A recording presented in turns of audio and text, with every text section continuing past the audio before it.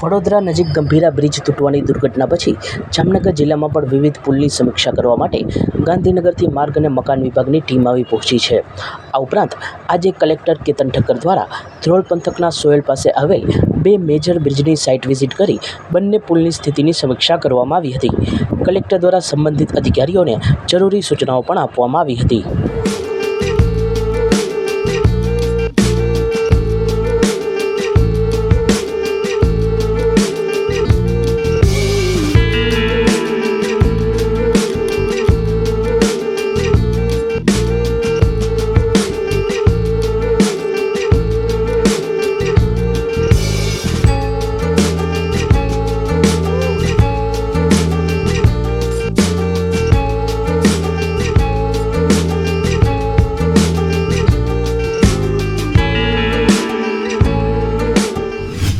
જામનગરમાં બેડીગેટ નજીક આવેલ વાણંદ શેરીમાં એક મકાનની છતનો હિસ્સો ધસી પડતા અફરાતફરી મચી ગઈ હતી.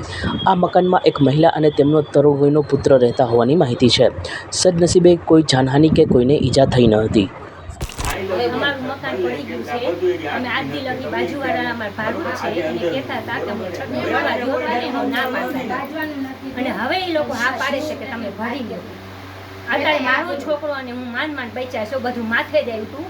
4 દી પહેલા રવેશ પડ્યો અને આજે મકાન અંદરનું પડી ગયું છે અને હજી પડવાનું ચાલુ જ છે. અને એ લોકો હજી એમ કહેશે તું મકાન લઈ લે. હું લેવાની મારી ટેબલ નથી. હું મારા છોકરાનું માન કરું છું. એમાં હું મકાન ક્યાંથી માગીને કરે છે.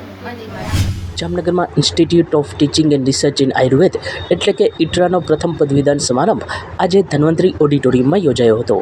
કેન્દ્રીય આયુષ મંત્રી પ્રતાપરાવ જાધવની અધ્યક્ષતામાં યોજાયેલ કાર્યક્રમમાં સાંસદ પૂનમબેન માડમ, ધારાસભ્ય દિવેશભાઈ અકબરી તથા ઇટરાના ડાયરેક્ટર પ્રોફેસર તનુજા નેસરી સહિતના અગ્રણીઓ જોડાયા હતા. સચોટ સમાચારો સૌથી ઝડપી મેળવવા માટે અમારી ચેનલને સબસ્ક્રાઇબ કરો.